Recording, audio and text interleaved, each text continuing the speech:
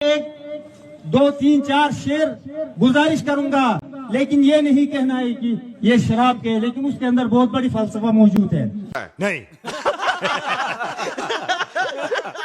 غالب ایک دن مسجد میں جاتا ہے، کہتا ہے شراب مجھے پینے دو مسجد میں بیٹھ کر، یا وہ جگہ دیکھا جہاں خدا نہیں ہے.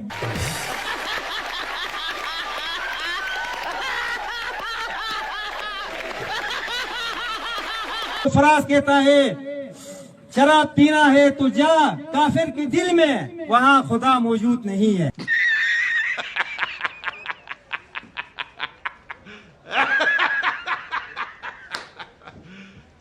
اقبال کہتا ہے آیا ہوں میں کافر کے دل سے ہی، وہاں خدا موجود ہے پر اسے پتہ نہیں.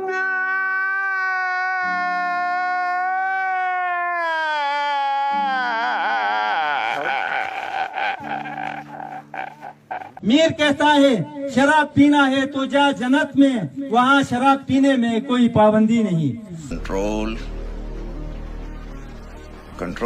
تو ان کا استاد کہتا ہے ذوق علی ذوق، جنت میں شراب پینے کا کیا مزہ، وہاں